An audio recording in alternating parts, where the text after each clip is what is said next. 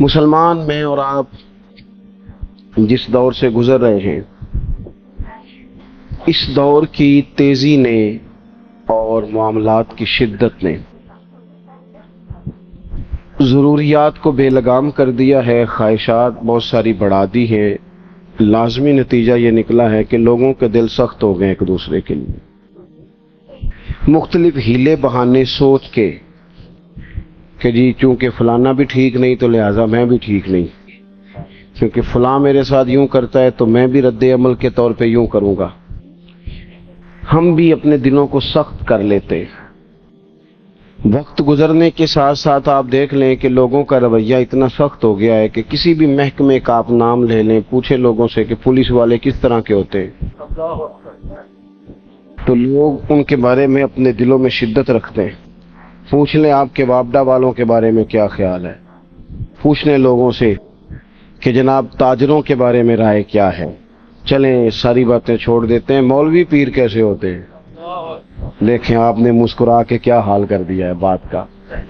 ہمارے ہاں شدت کی گئی ہر محکمے کے بارے میں، ہر شخص کے بارے میں۔ نتیجتاً کیا ہوا کہ طبیعتیں سخت ہو گئیں۔ یعنی یہ ضروری نہیں ہوتا کہ ہر بہو نافرمانی ہو، لیکن اس کی بہت پہلے تربیت کی گئی تھی، اسے بار بار کہا گیا تھا کہ جب تو ساس کے پاس جائے گی تو لگ پتہ جائے گا۔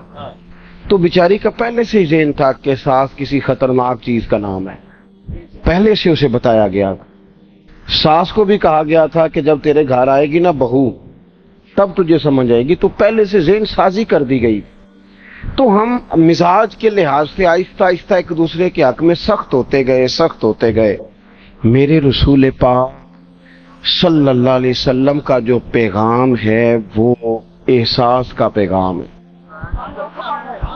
کسی کا احساس کرنا، اپنے دل میں کسی شخص کے لیے گنجائش پیدا کرنا، مختلف چیزیں سوچ کر اچھے گمان کر کے رب کی مخلوق کے بارے میں بہترین رائے قائم، کسی بہترین اردو داں کا جملہ نہیں بلکہ یہ اللہ کا قرآن ہے۔ فرمایا مشکل میں تم ہو تو گراں میرے محبوب پہ گزرتا ہے۔ حضور تو جلدی کرتے ہیں تمہاری بھلائی چاہنے میں، کیوں؟ رشتہ بڑا گہرا ہے۔ النبی اولیٰ بالمؤمنین من انفسہم، فرمایا یہ وہ محبوب ہیں جو تمہاری جانوں سے بھی تمہارے زیادہ قریب ہیں۔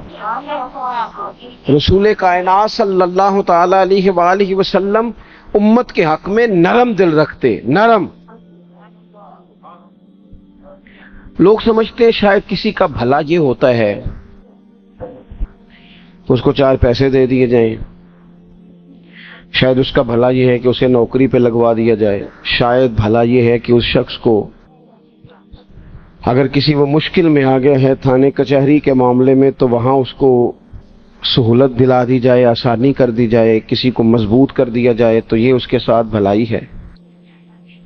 میرے رسول پاک صلی اللہ تعالی علیہ وسلم نے بتایا کہ میں نہ مکارم اخلاق کی تکمیل کے لیے آیا ہوں، میں تمہارا وہ نفع کرنے آیا ہوں کہ تمہارا دل ساری جگہوں سے ہٹا کے رب رسول کی طرف مائل کرنا، تمہاری طبیعتوں کے اندر جو سختی ہے اسے نرمی میں بدلنا ہے، تمہارے مزاجوں کے اندر جو بے لگام خواہشات ہیں انہیں شریعت اسلامیہ کی پابندی کی لگام دینی ہے۔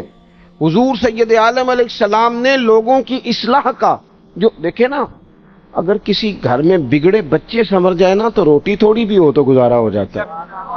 اگر گھر والے اخلاقاً اتنے اعلیٰ ہوں، ایک دوسرے سے پیار کرتے ہوں تو تھوڑے پیسوں پر بھی وقت گزر جاتا ہے۔ رسول پاک کا دل دھڑکتا تھا، کس لیے؟ صرف اس لیے نہیں کہ لوگوں کو نوکریاں مل جائیں، مال مل جائے، لوگ جو ہیں ان کے گھر کشادہ ہو جائیں، بلکہ حضور کا دل دھڑکتا تھا کہ لوگ دوزخ سے بچ جائیں، جنت کی طرف ان کا سفر ہو جائے، ان کے دلوں سے حسد کو، تکبر کو، غرور کو، انا کو، خود پسندی کو، عجب کو نکال دیا جائے۔ یتلو علیکم آیاتنا ویزکیکم، ان کا تزکیہ کر دیا جائے، دل صاف کر دیے جائیں۔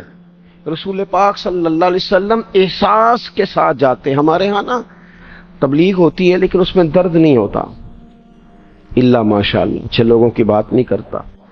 لو میرے جیسے آدمی نے تقریر کرنی ہے، گھنٹہ گزارنا ہی ہے، تو پھر بعض اوقات نفس کی خواہشیں غالب ہوتی ہیں تو وہ اصلاح سے زیادہ شوق داد لینے کا غالب آ جاتا ہے. وہ آپ کو پتہ ہے نا، وہ ہمارے ہاں پھر وہ نقیب محفل بیچارہ کبھی بھاگ کے ادھر چلا جاتا ہے، کبھی بھاگ کے ادھر آتا ہے، کہتا ہے میں نے جملہ دینا ہے. اب وہ ایسے لگتا ہے جملہ نہیں دینے لگا، کوئی ایٹم بم دینے لگا ہے، جس میں اتنی اسے پریشانی. ایک جملہ کہنے لگا، اسے سنبھال کے رکھنا، ضائع نہ کرنا، یہ نہ کرنا. وہ تو جملہ رہنے دے، تو آیت دے ہمیں کوئی قرآن پاک کی، تو ہمیں کوئی حدیث پاک سنا، تو شادی سی بات کر. یہ تو مطلب. اور پھر وہ داد کا اتنا شوق کہ جب تک سارے ہاتھ نہ کڑھیں، جب تک شمال جنوب والے نہ بول پڑیں، تب تک بات نہیں ہوگی. یہ کیسی بات ہوئی؟ اصلاح کے اندر تو آپ کا درد آپ کی زبان سے زیادہ اثر رکھتا ہے. اقبال کہنے لگے کہ بات جو دل سے نکلتی ہے اثر رکھتی ہے، پر تو نہیں، پر طاقت پرواز مگر رکھتی ہے. وہ تو اڑتی ہے، وہ تو اس کی تو پذیرائی ہوتی ہے اگر بات دل سے نکل رہی ہے تو. عزیز بھائی یاد رکھیے گا، حضور سید عالم علیہ السلام درد دل کے ساتھ دعوت دیتے لوگوں کو. 10 دن حضور نے طائف میں قیام کیا ہے، ایک بندے نے بھی کلمہ نہیں پڑھا، الٹا انہوں نے روڑے مارے، تکلیف دی. حضور واپس آ رہے ہیں، صحابی ساتھ ہیں، باغ میں بیٹھ گئے. اتنی صحت مبارک پر انہوں نے معاذ اللہ تعالیٰ سنگ باری کی کہ خون مبارک بہ رہا ہے. فوراً عرض گزار ہوئے، یا رسول اللہ صلی اللہ علیہ وسلم آپ دعا کر دیں یہ تباہ ہو جائیں. فرشتہ بھی حاضر ہو گیا، حضور آپ دعا کریں یہ تباہ ہو جائیں. لیکن محبوب کے دل میں نرمی ہے نا امت کے لیے، اگرچہ یہ ساری امت دعوت ہے اس وقت، پر اس وقت بھی نرمی ہے. محبوب کریم علیہ الصلوۃ والسلام نے ہاتھ اٹھائے. صحابی کہتے ہیں میرے دل میں خیال آیا اب یہ تباہ ہو ہی، میری طرف دیکھیں جی، اب یہ تباہ ہو ہی جائیں گے، اب کوئی نہیں بچا سکتا انہیں تباہ ہونے سے. لیکن حضور نے کیا کہا اے اللہ انہیں ہدایت دے دے، انہیں پتہ ہی نہیں یہ کیا کر رہے ہیں. فوراً عرض کی یا رسول اللہ ایک نے بھی کلمہ نہیں پڑھا، ایک نے بھی کلمہ نہیں پڑھا. کبھی پتھر مارنے کے والے کے لیے بھی دل میں احساس ہوتا ہے. ہمیں تو کسی نے کچھ بھی نہیں کہا، کوئی گالی نہیں دی، کچھ نہیں کہا، پر ہم سخت کیوں ہیں بلا؟ وہ ہمارے پیچھے نہیں چلتا ہاتھ باندھ کے، جی میں ہاں نہیں ملاتا، تو ہمارا دل اس کے لیے سخت ہے. 2 ہی تو بندے ٹھیک ہے دنیا میں، ایک میں ٹھیک ہوں اور ایک جو میری ہاں میں ہاں ملائے پوری وہ ٹھیک ہے. دونوں ہاتھ باندھ کے پیچھے چلے، تیسرے کو میں کیسے ٹھیک ہونے دیتا ہوں؟ میرا مزاج ہی نہیں، اللہ ماشاءاللہ ہماری طبیعت ہی نہیں ہوتی ایسی. خدا کے بندو جب دل کشادہ ہوں، طبیعتیں کھلی ہوں، پھر اس طرح کا تھوڑی مزاج ہوتا ہے. کریم محبوب صلی اللہ علیہ وسلم سے عرض کی حضور ایک نے بھی نہیں کلمہ پڑھا اور پھر بھی آپ کے دل میں اتنی وسعت ہے، آپ ہدایت کی دعا کر رہے ہیں. 10 دن لگائے، ایک شخص بھی نہیں آ رہا. تو محبوب کیا فرمانے لگے؟ کریم فرمانے لگے مجھے پتہ ہے انہوں نے تکلیف دی ہے، ایک نے بھی کلمہ نہیں پڑھا، جلدی نہ پریشان ہو جایا کریں. کچھ لوگ جلدی کچے جملے بوئے، ساڈی قوم نہیں ٹھیک ہو سکتی جی، ایس مو لگتا کچھ نہیں ہو سکتا جی، یہ نہیں ٹھیک ہو سکتے، فلانے نہیں ٹھیک ہو سکتے. شکوہ ظلمت شب سے تو کہیں بہتر تھا، اپنے حصے کی کوئی شمع جلاتے جاتے. اللہ کے حبیب صلی اللہ علیہ وسلم سے عرض کی یا رسول اللہ صلی اللہ علیہ وسلم ایک بھی نہیں مانا اور آپ نے پھر ہدایت کی دعا کی. تو یہ میرے محبوب کا امید کا طریقہ ہے.